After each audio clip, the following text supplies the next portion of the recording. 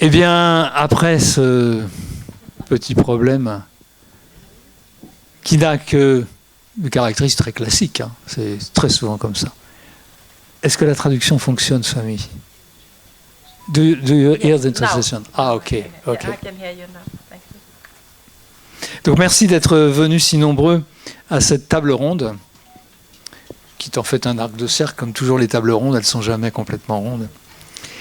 Le thème, c'est le karma yoga aujourd'hui, avec le sous-titre « Agir sans se perdre ». Et donc nous avons, pour parler de cet intéressant sujet, 4 éminents personnages qui sont donc Jacques Vigne, Swami Rameshwarananda, Swami Maitreyi et Bernard Bouanchot. Donc, nous sommes dans ce festival de Yoga Vedanta pendant 3 jours. Un espace est ouvert pour approcher la dimension complète du yoga. Bien sûr, pas seulement comme une pratique corporelle, mais comme une voie d'unité, de discernement, de transformation intérieure. Nous parlons bien sûr d'asana, nous parlons de pranayama, nous parlons de méditation, nous parlons de rituels, nous parlons d'études, d'échanges, et nous vivons des expériences autour de tous ces thèmes. Donc la question qui se pose quand on commence à travailler sur le karma yoga, comment on peut agir pleinement dans le monde sans perdre sa liberté intérieure? Donc c'est une réflexion à partir de l'expérience de 4 parcours différents, la vie monastique, l'enseignement spirituel, la psychologie, la transmission du yoga. Donc on va avoir un premier échange pendant 25 minutes où un des intervenants aura 6 minutes pour répondre. Je vais devoir chronométrer, mais bon, on va avoir une certaine souplesse. Et puis ensuite, il y aura un échange que j'essaierai d'organiser entre les 4 personnes présentes ici sur ces sujets. Et donc, de manière tout à fait arbitraire, on va commencer par Swami Rameshwarananda Giri. Donc Swami Rameshwarananda est moine hindou du Saint-Ordre des Swamis. Et il a passé un certain nombre d'années ici, dans ce centre, il y a quelques années. Et puis il a poursuivi son chemin de Swami dans différentes parties du monde, en Inde bien sûr, et puis dans l'ashram qu'il a créé en Espagne. Donc il va nous apporter le regard du Vedanta, de la Bhagavad Gita, des textes. Et donc, Swami, si je peux me permettre une question pour commencer, c'est qu'est-ce que c'est que le karma yoga dans la tradition du Vedanta, de la Bhagavad Gita, comment agir sans attachement, comment pratiquer le karma yoga. Voilà. Je ne sais pas si on entend comme ça convenablement. Je vais te l'appeler. Oui. Alors là, on entend mieux, sans se faire tuer par le micro. Oui, voilà. Alors, il faut dire que parler de quelle est l'expérience d'un swami et qu'est-ce que le karma yoga aujourd'hui, quand on parle d'agir sans se perdre dans l'action, c'est aussi difficile pour vous comme pour nous. Dans mon expérience, le karma yoga aujourd'hui est d'abord une réponse à une difficulté très contemporaine. Nous vivons dans un monde saturé d'action, mais souvent pauvre en intériorité. Nous faisons beaucoup, nous organisons, répondons, nous produisons, nous communiquons, servons, nous construisons et nous intervenons. Mais la question fondamentale du karma yoga n'est pas seulement que faisons-nous, elle est plus profonde, depuis quelle dimension intérieure agissons-nous. Dans la Bhagavad Gita, le karma yoga n'est pas présenté comme une simple morale de l'action, ni comme une invitation à l'activisme. Il est une voie de libération au cœur même de l'action. La Gita ne demande pas à Arjuna de fuir le champ de la responsabilité, elle lui demande de transformer sa relation intérieure à l'action. C'est là, je crois, le point essentiel. Le problème n'est pas l'action, le problème est l'identification avec l'acteur. Lorsque j'agis en pensant c'est moi qui fais, c'est mon œuvre, mon succès, mon échec, mon mérite, ma reconnaissance, alors l'action me lie. Même une action extérieure noble peut nourrir l'ego s'il est habité par l'appropriation, par l'attente du fruit, par la peur de l'échec ou par le besoin d'être reconnu. Le Karma Yoga nous apprend une autre manière d'agir, agir pleinement, mais sans se perdre dans l'action. Servir, mais sans posséder le service. Assumer une responsabilité, mais sans faire de cette responsabilité une identité fermée. Donner le meilleur de soi-même, mais sans remettre sa paix intérieure entre les mains du résultat. Cela ne signifie pas devenir indifférent au résultat. C'est un point très important, ça. Le détachement n'est pas la négligence. Le Karma Yoga ne nous dit pas « peu importe ce qui arrive ». Au contraire, il nous demande d'agir avec attention, compétence, droiture, discernement et amour. Mais il nous rappelle que le résultat final ne dépend jamais uniquement de nous. Il dépend d'une multiplicité de causes, de variables, de nuances, de conditions, de personnes, de circonstances visibles et aussi invisibles. Nous avons donc la responsabilité de l'action juste, mais nous ne sommes pas propriétaires absolus du fruit. Dans mon propre parcours, j'ai souvent vu que ce principe n'est pas une théorie lorsque l'on assume des responsabilités spirituelles, institutionnelles ou interreligieuses, lorsque l'on essaie de construire des espaces de rencontre, de dialogue et de transmission et de paix, on découvre très vite que l'action n'est pas jamais totalement entre nos mains. On peut préparer, organiser, accueillir, représenter, dialoguer, écrire, servir, mais ensuite il faut apprendre à offrir. Offrir ce qui réussit, offrir ce qui ne réussit pas, offrir ce qui est compris, offrir aussi ce qui est mal compris, offrir même l'effort invisible que personne ne reconnaît. Dans le Vedanta, cette purification de l'action est essentielle parce qu'elle prépare la connaissance du soi. Tant que l'action renforce sans cesse l'idée « je suis l'acteur », le mental reste lié à l'ego. Mais lorsque l'action devient offrande, lorsque l'attachement au fruit diminue, lorsque le besoin de reconnaissance s'allège, alors le mental devient plus transparent. Et dans cette transparence, le discernement devient possible. On commence à reconnaître que l'ego agit dans le champ du corps, du mental, des circonstances et du monde. Mais que le soi, l'Atman, est plus profond que l'acteur. Il est la présence consciente qui illumine l'expérience sans être limité par le succès ou l'échec. C'est pourquoi le Karma Yoga n'est pas séparé du Jnana Yoga. Il prépare intérieurement la connaissance. Il purifie l'action pour que l'intelligence puisse discerner. Il transforme la vie quotidienne en chemin spirituel. Aujourd'hui, cela me semble particulièrement nécessaire. Nous n'avons pas besoin de moins d'action, mais d'une action plus consciente. Nous n'avons pas besoin de fuir le monde, mais de ne pas être intérieurement possédés par le monde. Nous n'avons pas besoin de renoncer à nos responsabilités, mais de renoncer à l'appropriation intérieure de ce que nous faisons. Ainsi, pour moi, le Karma Yoga, aujourd'hui, peut se résumer en une phrase. Faire ce qui doit être fait avec toute notre intelligence, tout notre cœur et toute notre énergie, mais comme une offrande sans perdre la liberté intérieure. Merci.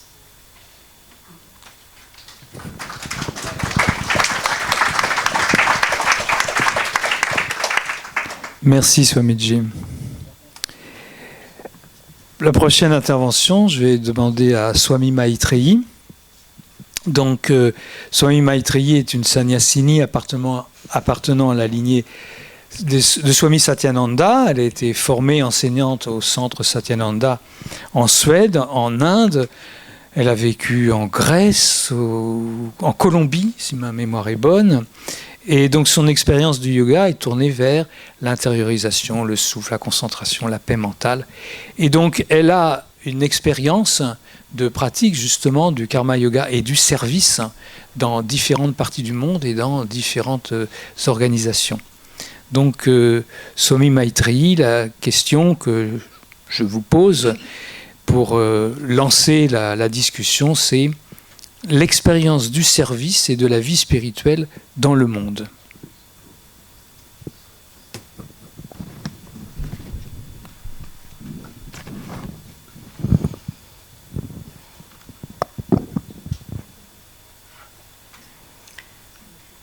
I have lived in the ashram for 34 years. And my very, very first experience of karma yoga was not in the ashram in India, but in Sweden. We were going to build an ashram in Sweden. And we had bought an old farmhouse, and nobody had lived in that farmhouse for 50 years. So you can imagine the state. And there was a beautiful old wooden house, and the floor were wooden floors. But they were all black. So we started our karma yoga. Scrubbing and scrubbing and scrubbing and scrubbing, changing the water, scrubbing. And there was a Swami from India visiting at that time. And he came and he said, "Oh, what are you doing?" So we said, "We are scrubbing." On our knees, the knees were red, scrubbing. So he said, "You know, when you are scrubbing the floor, you are also scrubbing your mind." And I was very new at that time. I had just started to practice. So it took me years actually to understand what he was saying. That the action outside also has a reflection and an effect inside. And that I started to experience that in the ashram in India. That process of also inner purification. At the same time, the outer action is that of service and without expectation, as Swami Rameshwarananda was saying. But the inner effect is that of inner purification. And that made me realize that that is something that each one of us can apply, not only in the ashram, but at home. When you are cleaning the windows, you are cleaning the windows of your mind. When you are dusting the floor, you are dusting the corners and the floors of your mind. When you are cleaning the toilets, nobody wants to clean the toilets in the ashram. But Swami Satyananda used to say that is actually the most effective, fastest way. Then you clear all out the dirt and the rubbish of your mind. So that was my first lesson of practical karma yoga in my life. Next was in the ashram. I had just in India. I had just been there for a year. I was so very new, and I had been asked to sweep the garden. First of all, we don't sweep gardens in Sweden, so I thought the whole thing was ridiculous. But I started to sweep, and first little stones and the pebbles and the twigs and the leaves. Then there were no pebbles, no leaves, no nothing. It was clean. They said, "You sweep." So I swept, and I swept. I said, "There's nothing to sweep now. This is ridiculous." But I swept. And then one day, my guru, Swami Niranjanananda, he passed by. So he said, "So what are you doing?" I said, "I'm sweeping the garden, Swamiji." "Very good," he said. And then he said to me, "If you continue like that, it will be so clean that you will be able to see yourself." So I didn't understand what, the guru, he says so profound things, and I didn't understand. Then many years later, somebody gave a satsang on the first principle of karma yoga, Atma Shuddhi. Atma is the soul, and Shuddhi is the purification or cleanliness. It doesn't mean that the soul is not pure, because the soul is completely pure. It means that karma yoga is the process of removing everything that hides the soul or prevents us from seeing ourselves. It's like clearing the pond from all the leaves and the this and that, and then the water becomes completely clear, and then we look down and we can see the reflection of ourselves. So that was the second lesson for me in Karma Yoga, Atma Shuddhi. But it was the outer act. What was I doing? I was just sweeping the garden. I even thought it was ridiculous. But it has the effect of the inner purification. The next lesson for me, I was also very new, and actually there was, I had the idea, now I am a sannyasin, so I am going to renounce everything. I'm not going to own anything. And I didn't have much, but I had one harmonium. You know harmonium? And I had one Walkman that was in the 90s, so it was the time of the Walkman. I loved to play and I loved to listen to music. So I was quite attached to my harmonium and my Walkman. So I decided, no, now I'm going to give this to the ashram. I'm going to renounce my harmonium, my Walkman. So I went with my harmonium and my Walkman to the Swami in charge of the ashram. I said to her, I am giving this to the ashram. She said, very well, thank you. And now I'm giving it back to you. There I was walking back to my room with my harmonium in my Walkman. So there it was in my room. For 3 days I didn't play or listen because I didn't understand what had happened. Nothing has changed. I still had the harmonium and the Walkman. But then I realized, after some time I realized, what has changed was my attitude. Now I was not the owner of the harmonium. I had become the caretaker. And with that sense that I am only the caretaker, also arose a sense of a greater responsibility. Now I am responsible for this, for the upkeep, that it is clean, that it is working, everything. And the second thing I realized that I'm not attached to it now. If anybody else wants it or needs it more than me, I will give it away. And I will gladly share it. So the outer had not changed, but my inner attitude and feeling had completely changed. And that was my a few lessons of Karma Yoga and experience for me, that it with that removing the attachment, it is also actually awakening a greater sense of responsibility, of care. And as Swami Rameshwananda was saying, you are engaging yourself with full heart and full mind in whatever you do. And it's not for yourself anymore, but it is for sharing and the contribution, and also to help others.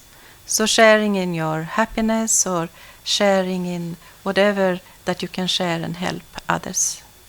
And the service in the Karma Yoga service is to always be ready to lend a helping hand and to act with kindness.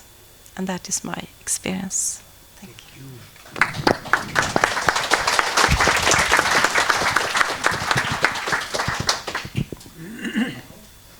Merci Swami Maitri de ces exemples. Je crois que chacun d'entre nous peut se souvenir de situations comme ça que nous avons aussi vécues. Je vais passer la parole à Jacques Vigne. Donc Jacques est psychiatre, installé de longue date en Inde. Donc il a consacré une grande partie de sa vie à séjourner dans les Himalayas, en suivant l'exemple de son maître Swami Vijayananda, dans la tradition de Manandamayi, et puis aujourd'hui de la moniale bouddhiste Tenzin Palmo. Jacques est aussi bien chercheur que contemplatif. Il a écrit un nombre de livres absolument colossal. Si je cite un chiffre, je pense que je vais me tromper. Impossible de les avoir tous lus et de les avoir tous à la maison. Voilà. Et donc Jacques propose des voyages, des séminaires, des conférences, des méditations au carrefour des traditions de l'Inde et des sciences cognitives modernes. Mais comme Jacques est d'origine psychiatre, la question que j'ai envie de lui poser, c'est quels sont les pièges psychologiques du service ? Oui, donc le vrai service, c'est fait pour diminuer l'ego, mais ça peut l'augmenter. Hein, comme on dit dans le milieu humanitaire, il y a savoir-faire et faire savoir. Et donc, il y a des gens qui sont meilleurs à faire savoir qu'à savoir faire. Et donc, ça, c'est le problème de l'humanitaire médiatique. Donc, ça, c'est le piège numéro 1. Et Swami Vijayanda, il faisait une distinction très simple entre le seva et le véritable karma yoga. Hein, le seva, c'est commencer à diminuer son ego en faisant du travail gratuit. C'est déjà pas mal d'être capable de faire du travail gratuit. Mais le karma yoga, c'est oublier complètement qu'on est l'acteur. Et donc, on pourrait dire que finalement, l'action, c'est comme les 3 anneaux des Jeux olympiques qui sont imbriqués. C'est-à-dire, il y a l'acteur, il y a l'action et il y a l'objet de l'action. Et quand on réussit à être dans le flux de l'action, à ce moment-là, les 3 pôles se fondent, hein, ce qu'on appelle triputi en sanskrit. Les 3 pôles se fondent et ça fait une seule unité où on oublie qu'on est l'acteur et il n'y a plus qu'un seul flot de l'action pure, de l'action sans ego, de l'action parfaite. Et alors pour continuer l'image des 3 anneaux des Jeux olympiques, quand les 3 anneaux se fondent dans la lumière, ça fait une médaille d'or. Et on gagne la médaille d'or des Jeux olympiques du karma yoga. Ça m'est venu ce matin, c'est la grâce de Gretz et du yoga Vedanta, la médaille d'or. Et donc, du point de vue de la psychothérapie, donc, j'ai pas mal réfléchi sur la dépression en tant que psychiatre. Et souvent, ça vient d'un manque de spiritualité du travail. Hein? Et il y a des gens qui travaillent beaucoup, qui sont en pleine forme. Il y en a d'autres qui font rien, voire qui sont au chômage, qui angoissent, qui sont en lutte contre eux-mêmes et qui sont complètement déprimés. Alors que extérieurement, les heures de travail qu'ils font, c'est 0. Voilà, donc c'est vraiment à l'intérieur que ça se passe et l'attitude d'esprit est très importante pour trouver l'action juste, hein, l'effort juste. C'est très important à la fois dans la vie courante, mais aussi en méditation. Hein. En méditation, il ne faut pas être trop tendu, sinon on bloque la méditation. Il ne faut pas être trop détendu, parce que sinon il ne se passe rien, on ne se pousse pas. Hein, donc c'est très important à comprendre ça. Et il y a un épisode de Mananda Mayi, elle était dans une grande ville de l'Inde, et il y a un moine qui faisait beaucoup de travail social qui est venu la voir, et il était pas en colère contre lui, et il lui a dit: Mataji, comment est-ce que ça se fait que ma Kundalini ne s'éveille pas? Il a tout de suite répondu: tant qu'il y aura ma, il n'y aura pas d'éveil. Donc, quand on est trop attaché au but aussi, on le sait, même pour s'endormir, hein, quand on est trop attaché au fait de s'endormir, c'est là qu'on ne s'endort pas. Hein, aussi, dans les relations, si on est trop attaché à une relation, l'autre commence à étouffer et vous envoie promener. Hein, donc, on a tous vécu ça. Et donc, c'est important de comprendre ça. Alors, sinon, maintenant, dans les psychothérapies qui s'occupent d'une réflexion sur l'action, il y en a une qui date de 50 ans, qui a beaucoup d'études qui montrent qu'elle est très positive. C'est l'ACT, Acceptation Commitment Therapy. Donc, on accepte comme on est, et puis à partir de là, on s'engage à changer nous-mêmes et changer les choses autour de nous en fonction de nos valeurs profondes. Et c'est né, je pense, d'une déviation de la psychanalyse qui était beaucoup dans l'observation pure et simple du mental, en disant si on comprend ce qui se passe dans le mental, ça va tout résoudre. Sur le principe, c'est pas faux, mais en pratique, il faut quand même travailler à changer des choses. Donc, il faut avoir un engagement pour changer les choses. Et je peux vous raconter cette histoire, je la raconte de temps en temps, mais elle est forte parce que j'ai vu ça beaucoup quand je travaillais en psychiatrie, dans le milieu des psychothérapeutes. Et donc, il y a je vous la raconte brièvement, quelqu'un qui a été un peu perturbé, qui arrive dans une boîte de nuit et il demande une bière. Et le serveur lui donne la bière et puis il la renverse sur le zinc. Il regarde le serveur dans les yeux puis il part sans payer. Et alors le serveur est complètement surpris, mais finalement il lui dit, quand il part, espèce de cinglé, tu ferais mieux d'aller voir un psychiatre. Et alors au bout d'un mois, il revient, il refait exactement la même scène. Et alors là, le serveur est furieux, on se dit, ça se voit que tu n'as pas vu un psychiatre. Alors il dit, si, j'en ai vu un. Alors l'autre lui dit, mais qu'est-ce que ça a changé? Elle dit, ça a changé que avant j'arrivais dans le bar, je renversais ma bière et je partais sans payer. Maintenant, je fais exactement pareil, mais je n'ai plus de culpabilité.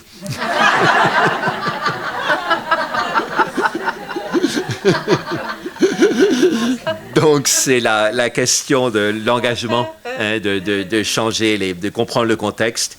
Il y a alors aussi Tenzin Palmo, elle donne un élément très simple. Quelqu'un qui cambriole une banque, on peut dire qu'il est dans la pleine conscience parce qu'il est conscient de tout ce qui se passe, mais il fait quand même quelque chose de très mal. Et donc voilà, la pleine conscience, c'est dans l'instant, mais il faut qu'il y ait aussi ce qu'on appelle samprajna avec le Bouddha, c'est-à-dire une vision complète du contexte dans lequel on fait les choses. Et par exemple, un autre exemple qu'elle donne très simple, c'est quelqu'un qui prend un couteau, qui tue une autre personne, il est condamné comme criminel, il se prend 10 ans de prison. Mais si un chirurgien cardiaque voit un malade qui arrive et il se dit il y a une seule solution pour le sauver, c'est de lui couper les côtes, de lui faire une opération à cœur ouvert, donc il prend aussi un couteau, il plante aussi le couteau dans la poitrine de la personne. Et si l'opération ne marche pas et que la personne meurt, tout le monde le félicite en disant vous avez tout ce que vous faites, vous avez travaillé toute la nuit pour essayer de le sauver. Mais le geste de base était planter un couteau dans la poitrine de quelqu'un, mais l'intention était différente. Et même si le résultat était le même, l'intention cherche tout. Donc ça c'est important. Alors sinon, un autre, sans m'étendre, hein, une autre manière dans psychologie moderne de parler de la spiritualité et de l'action, c'est le flow, hein, c'est assez connu. C'est Csikszentmihalyi Miaoyeni, un Hongrois immigré aux États-Unis, qui a fait ça. Ça correspond beaucoup à la spiritualité du travail. Donc, c'est prendre des actions qui sont ni trop faciles, parce que si c'est trop facile, on s'ennuie, ni trop difficiles, parce que si c'est trop difficile, on échoue et on a un sentiment d'échec et on déprime. Donc, trouver le juste milieu dans son action pour avoir du stimulus et que ce soit intéressant. Et ce que dit aussi Tenzin Palmo, elle a médité 11 ans et demi dans une grotte, elle ne s'est jamais ennuyée. Et comment est-ce qu'elle a fait? Elle a dit, je voulais agir sur mon mental, le changer, le perfectionner, le libérer, le comprendre déjà. Et j'avais toujours quelque chose à faire, donc je ne me suis jamais ennuyé. Oui. Voilà, donc on pourrait terminer par une image de Nisargadatta Maharaj qui m'a fait réfléchir, parce qu'au début je ne l'ai pas comprise, puis finalement c'est très, très simple ce qu'il dit. Il dit finalement, on est concentré sur le soi, et les actions de la vie quotidienne, il n'y a pas besoin d'y penser, c'est comme on a mangé, et on est concentré sur des choses, et la digestion se fait toute seule. Alors je me suis dit, mais ça c'est pas la pleine conscience, c'est le contraire. Mais finalement, j'ai réalisé que c'était la pleine conscience. Quand on est concentré sur le soi, on est dans la pleine conscience, et le reste se fait naturellement. Et c'est le sens du mot Nisargadatta, hein, ça veut dire datta consacré, à sarga ce qui coule, et ni naturellement, c'est ce qui coule de source, c'est-à-dire consacré à la spontanéité. Hein, donc, et le sommet du yoga, c'est le Sajjaya Samadhi, l'absorption spontanée. Donc ça donne une bonne image de l'action. Mais donc Tenzin Palmo prévient quand même par rapport à la spontanéité. Si on a un mental pur, on peut être complètement spontané. Si on a un mental impur, il faut quand même mettre des limites. Et donc elle dit, si vous avez le mental pur, vous pouvez agir comme un lion. Si vous avez le mental impur, mieux vaut contenter d'agir comme un lapin.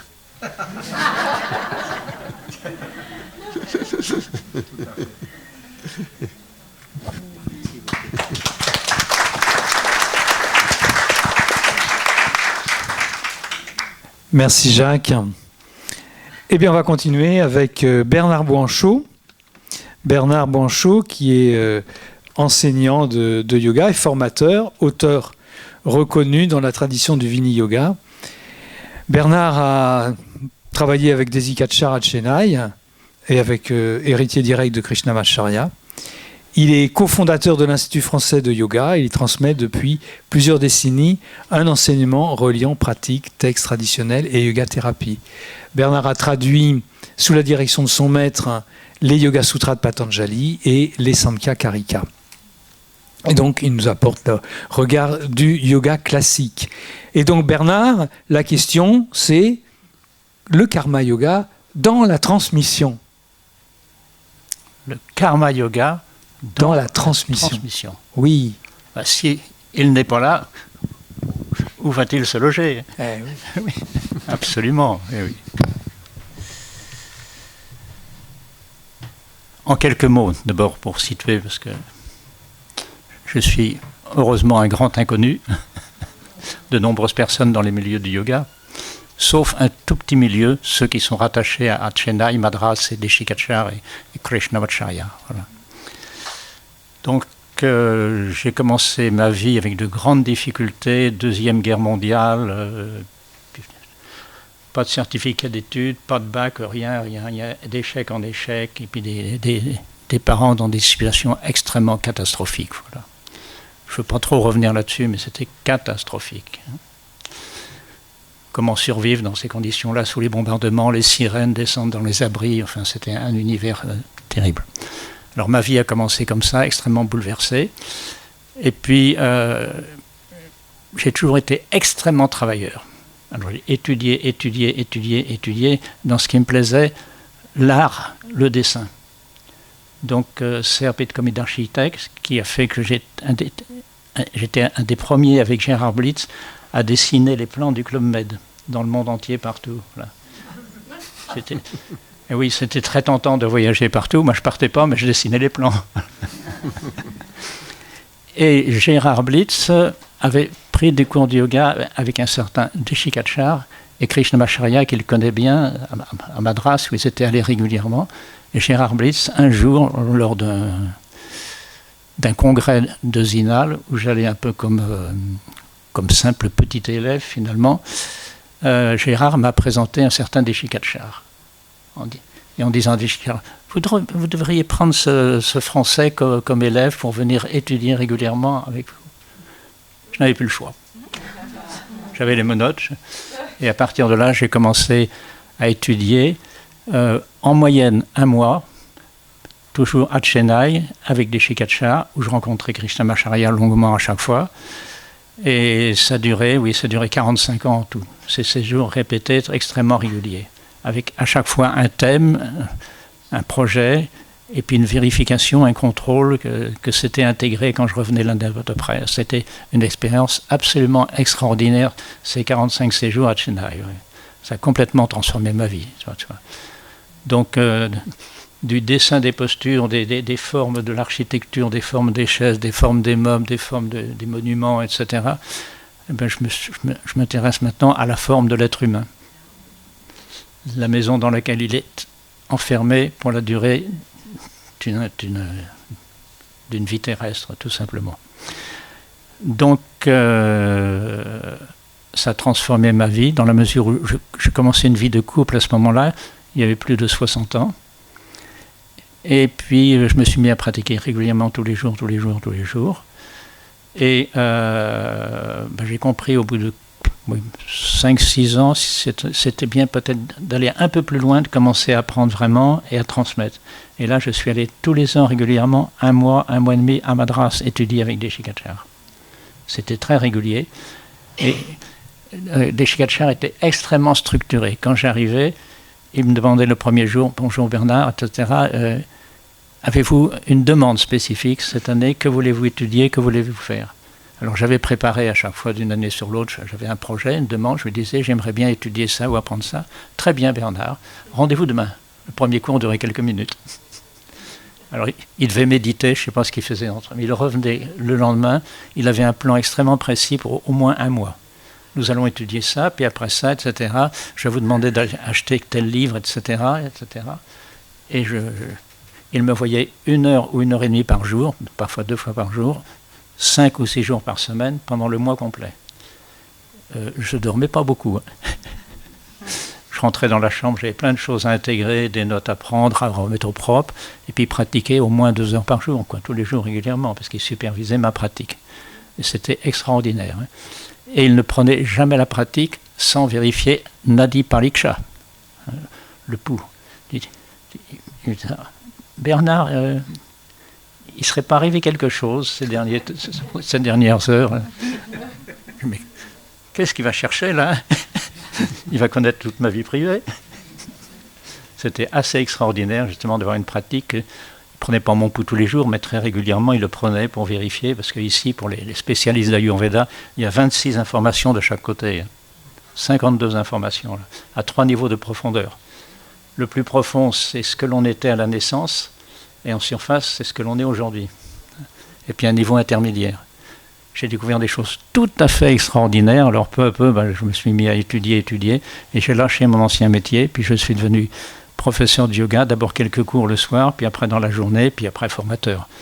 Donc ça a complètement tout transformé. Le yoga, pour moi, a été un miracle. Il n'y a pas d'autre terme. Ça a vraiment complètement transformé ma vie. Dans ma famille, la majorité des personnes, il y a eu la guerre, il y a eu des gros problèmes, etc., sont mortes relativement jeunes. Dans 2 ans, j'aurai 90 ans. J'en reviens pas. Et ça, c'est le miracle du yoga. C'est vraiment le miracle du yoga. Une pratique quotidienne de plusieurs heures. Et puis, ce n'est pas une pratique gymnastique. C'est réciter régulièrement les principaux textes de la tradition. Donc, il y a eu étude des Yoga Sutras pendant 4 ans, avec des Shikachars, 1 chapitre par an. Ensuite, étude des Sankhya Karika Jira Krishna. Ensuite, étude de la Bhagavad Gita. Et puis, étude des principales Upanishads. C'est une sagesse, mais vraiment, que j'ai reçue, énorme.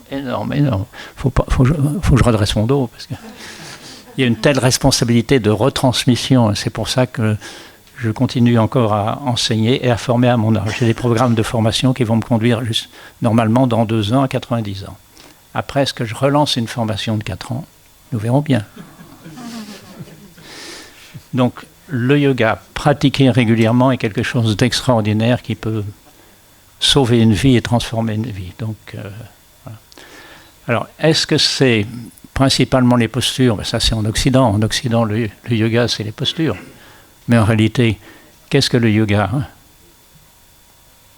Nyaya, Vaisheshika, Vedanta, Mimamsa, Sankhya Yoga.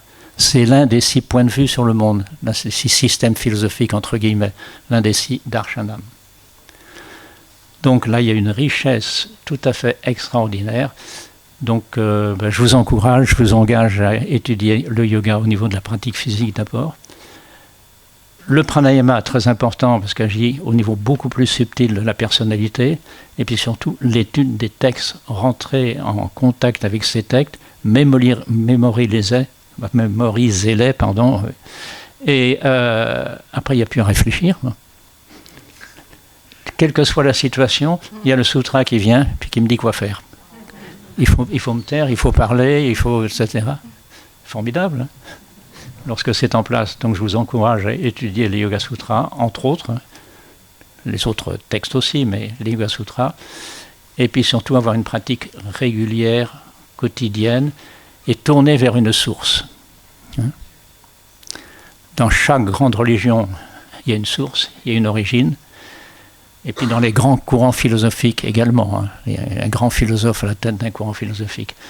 Donc il faut faire un choix. On ne peut pas être en même temps d'un côté, de l'autre, échanger sans arrêt. Faites un choix, puis ensuite, c'est dans ce choix qu'en allant jusqu'à la fin de votre existence, il va se passer quelque chose qui va complètement transformer votre personnalité et lui permettre de vivre idéalement, en pleine forme, comme un certain Tirumalai Krishnamacharya, ce grand yogi qui a vécu jusqu'à plus de 100 ans, puis là, il a quitté sa vie parce qu'il a décidé de quitter sa vie. Quand il a eu dépassé 100 ans, il était encore en pleine forme. Je le voyais tous les jours quand j'étais un mois tous les ans là-bas. Puis d'un seul coup, sans donner aucune explication à personne, il a commencé à réduire son alimentation. Il voulait seulement 2 petits repas, puis après seulement 1 petit repas par jour. Mais c'était très progressif sur des mois comme ça. Et puis après, il a commencé un jeûne hydrique, c'est-à-dire il buvait tous les jours, il buvait, mais il ne mangeait plus rien du tout.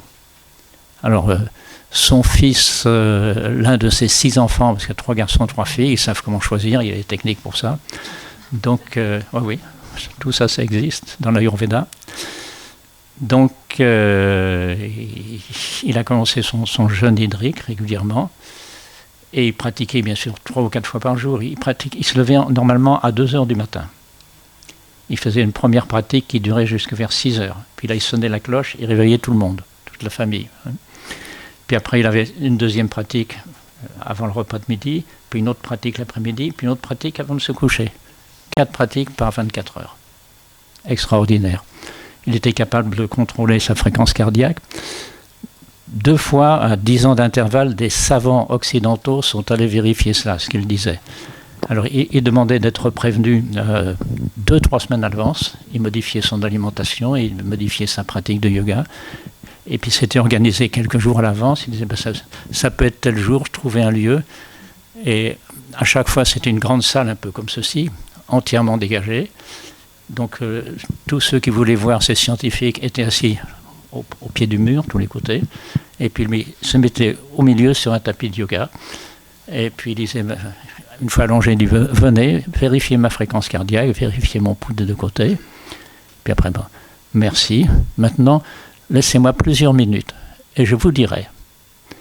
Ça durait souvent presque 10 minutes. Et puis, au bout de 10 minutes, ils ont dit, venez vérifier. Il parlait normalement, il ne bougeait pas du tout, mais il parlait normalement. Venez vérifier.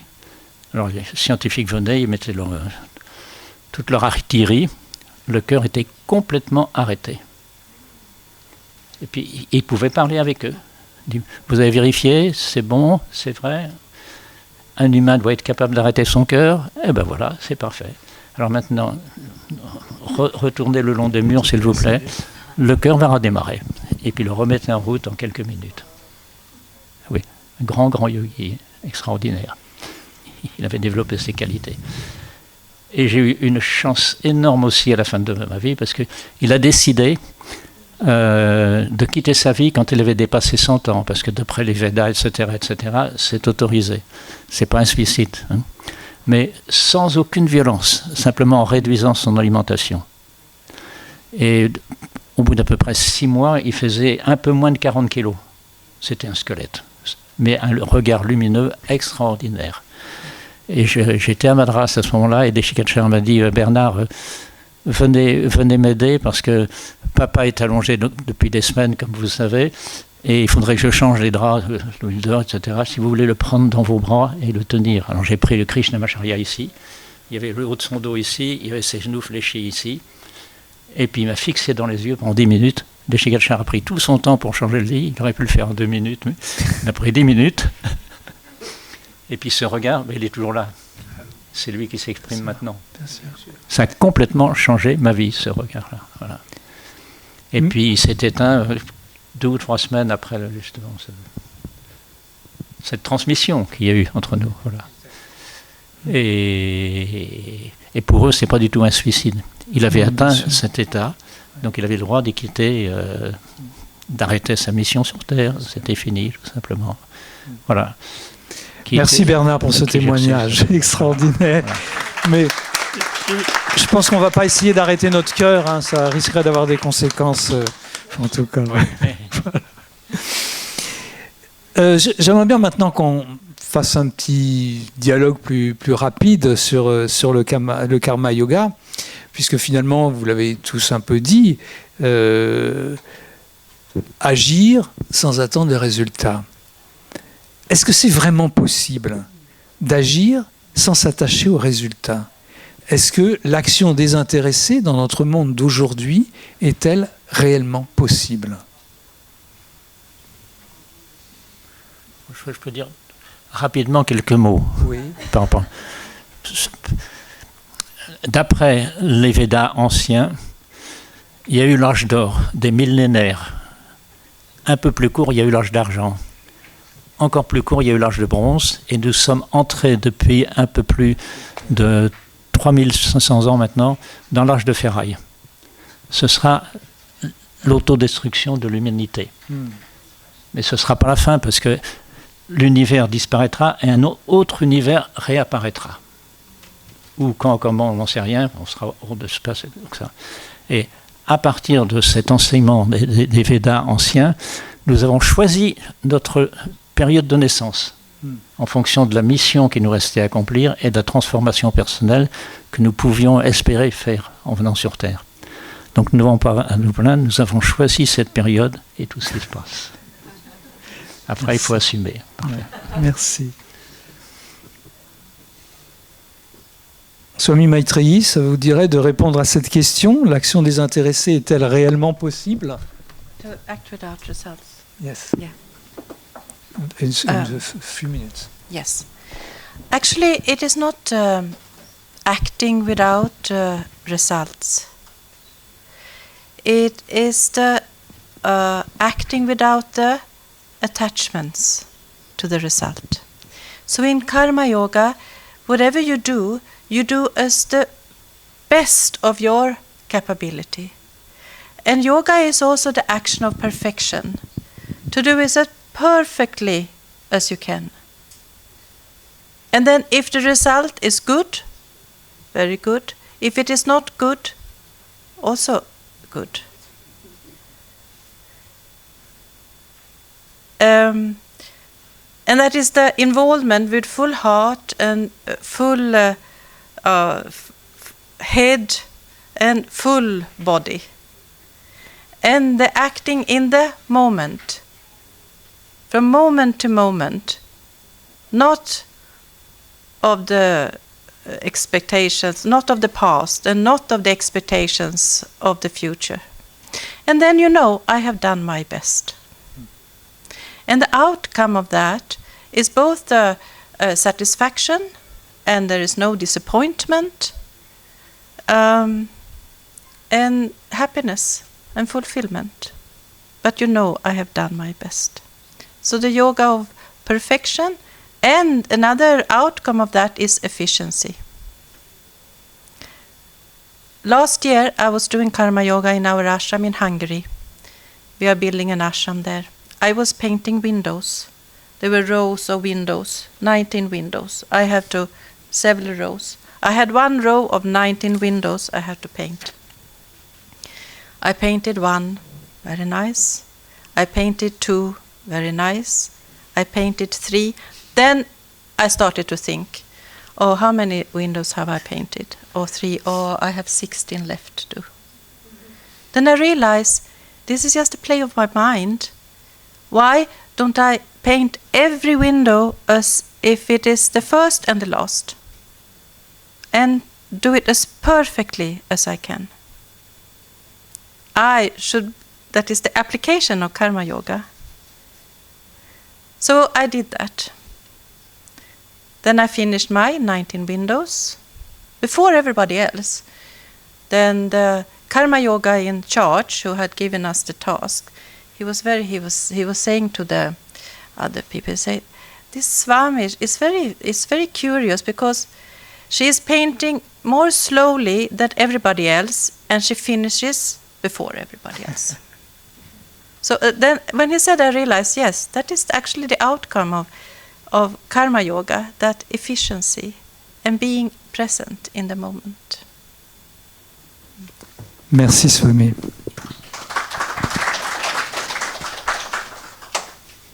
Jacques, tu veux ajouter quelque chose? Oui, sur l'action désintéressée, oui, est-ce vraiment possible?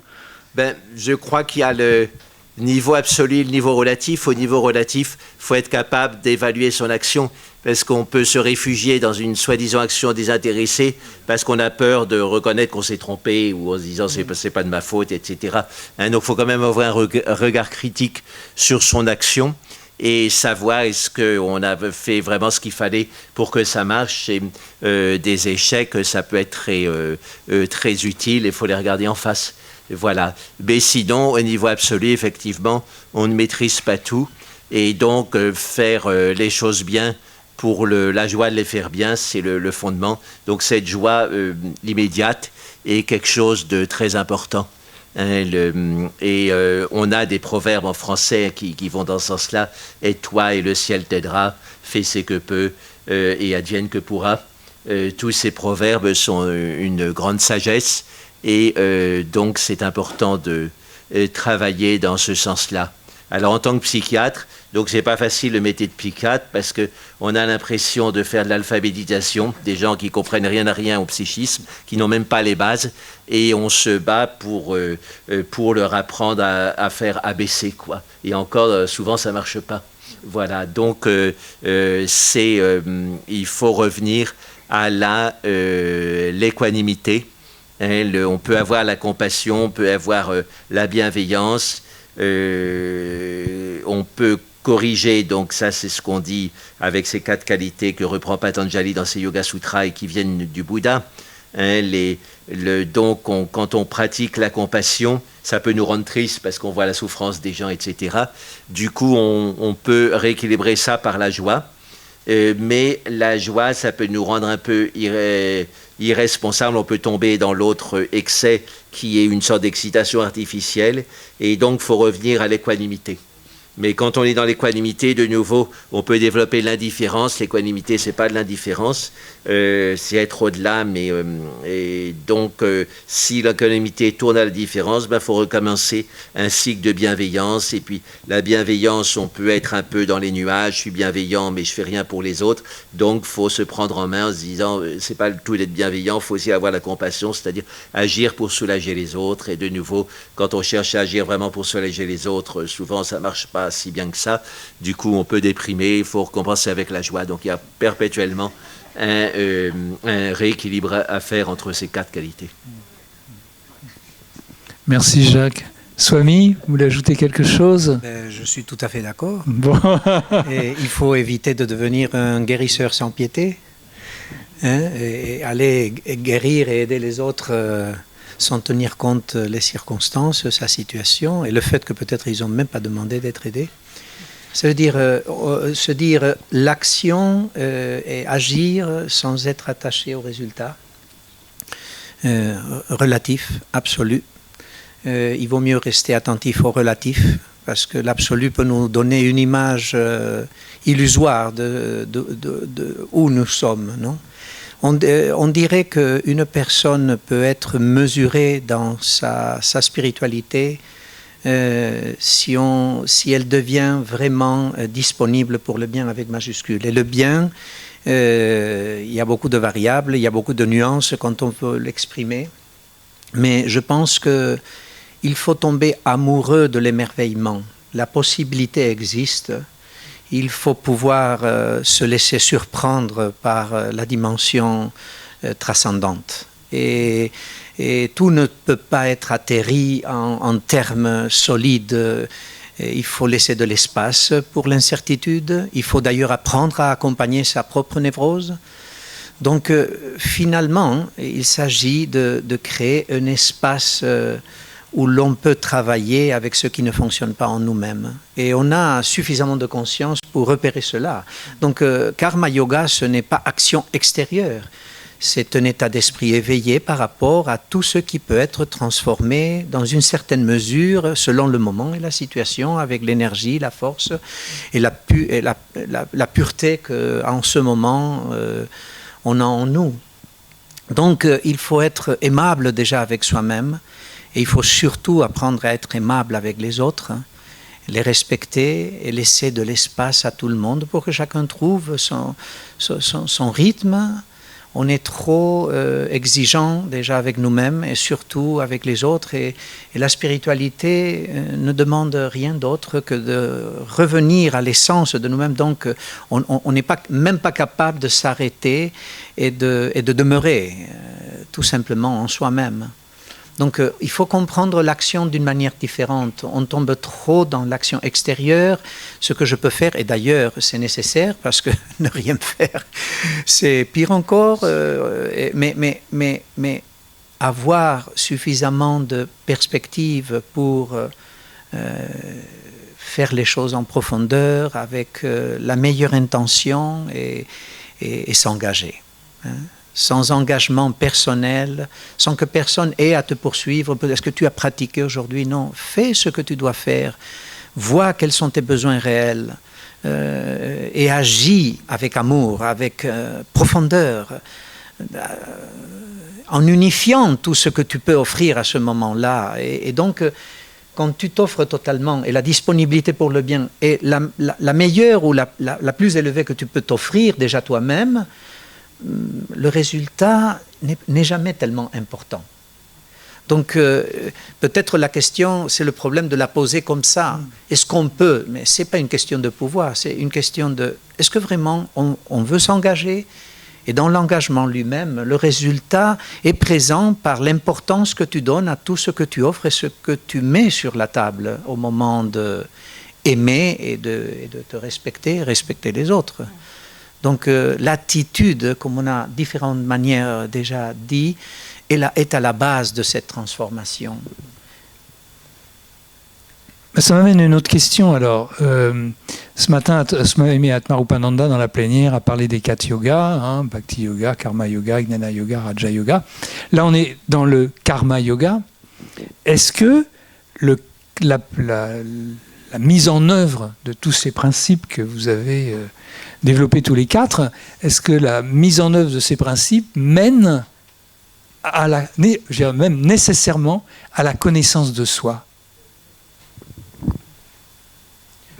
Jacques? Oui, je pense que j'aime bien ce verset de la Bhagavad Gita qui dit l'action est entourée de problèmes comme le feu de fumée, c'est pourquoi agit au Arjuna.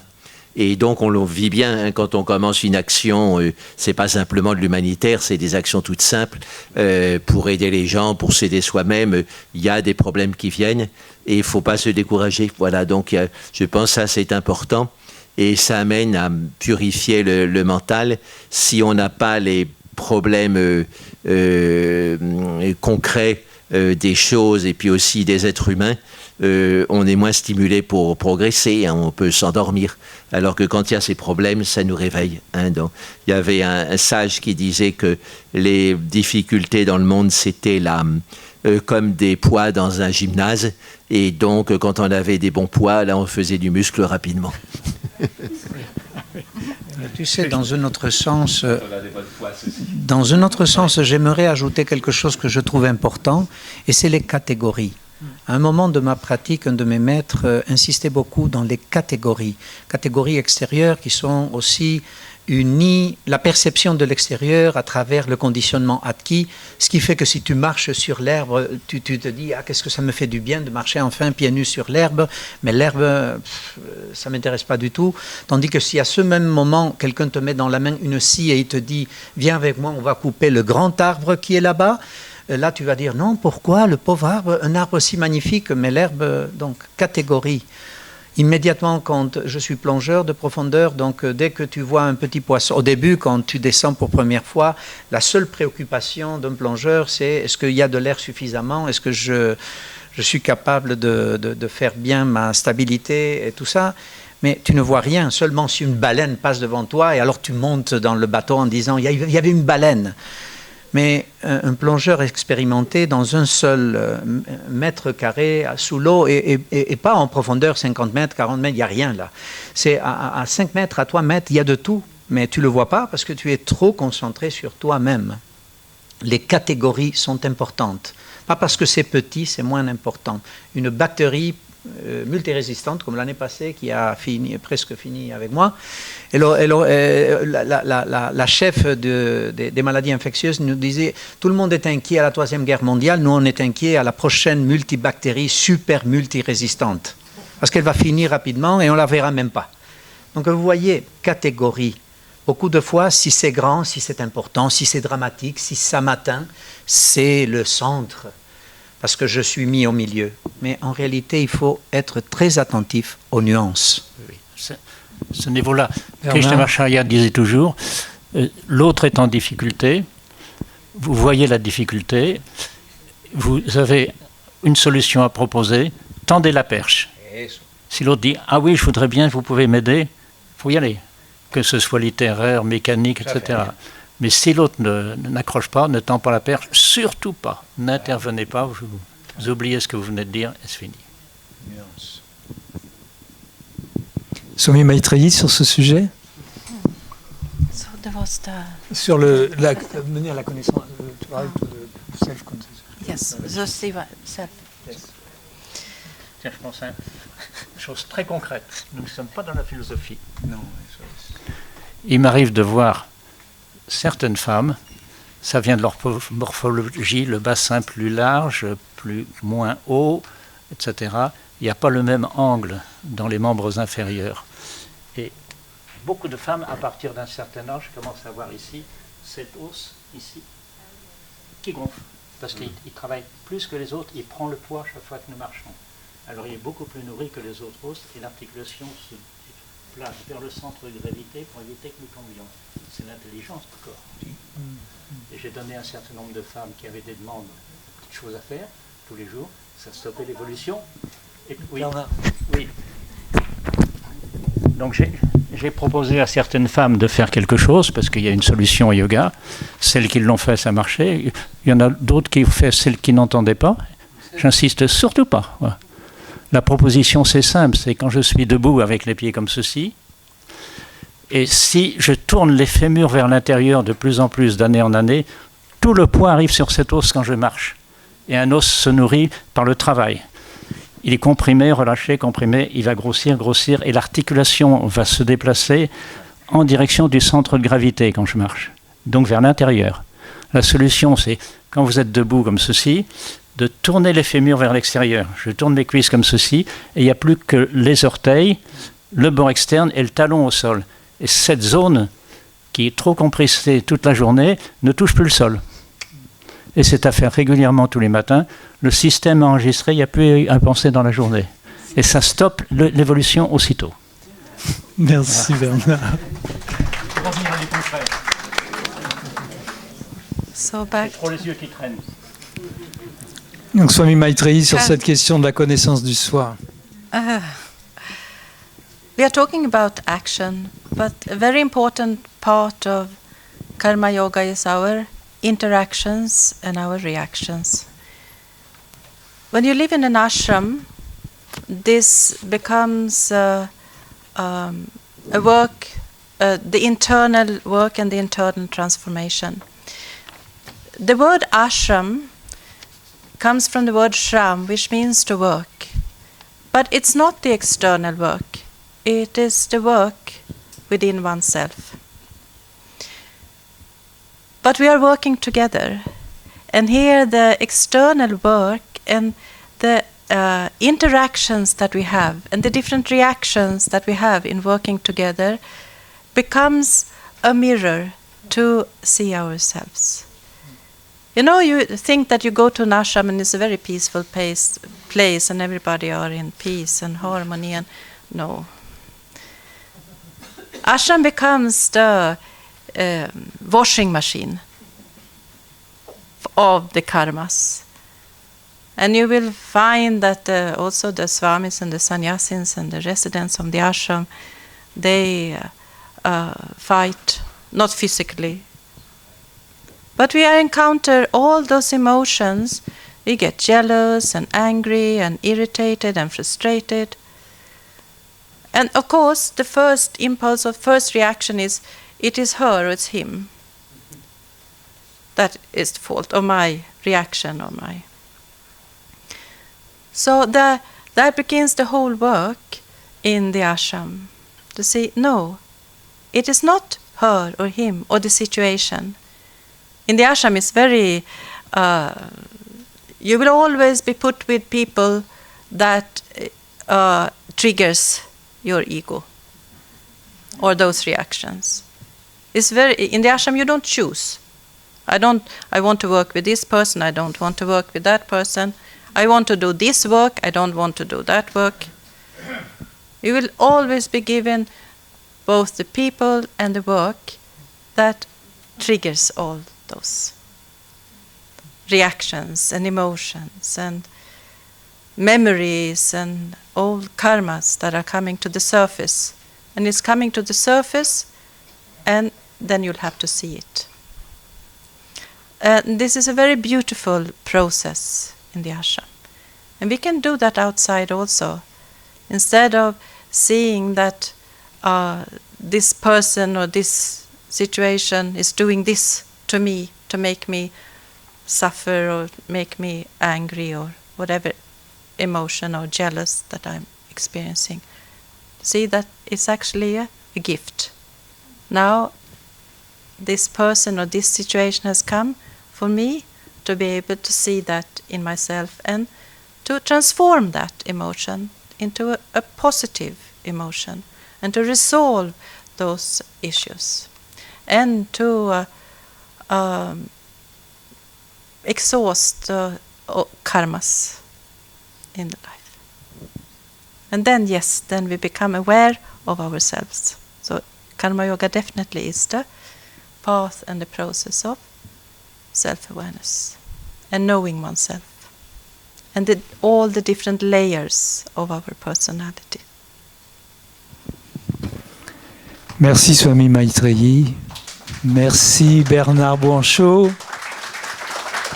Merci Swami Rameshwarananda. Merci Jacques Vigne. On n'a bien sûr pas fait le tour de la question, hein, il faudrait continuer. Mais si ce genre de débat vous intéresse, dans une demi-heure, il y a une autre rencontre avec Jacques Vigne de nouveau et José Leroy sur la transformation de la personne et comment faire pour avancer, pour découvrir ce qui est en nous et ce qui en fait a toujours été en nous, que nous cherchons et qui est toujours déjà là. Donc si ça vous intéresse, dans une demi-heure, rendez-vous dans cette salle. Autrement, il y a toutes les autres activités du festival. Je ne voudrais pas que les autres amis qui aussi ont œuvré à faire cette magnifique réalisation que nous avons tenté de réaliser puissent... il y a suffisamment de place dans toutes les salles et tout le monde a sa place partout. Merci à vous tous et bon festival.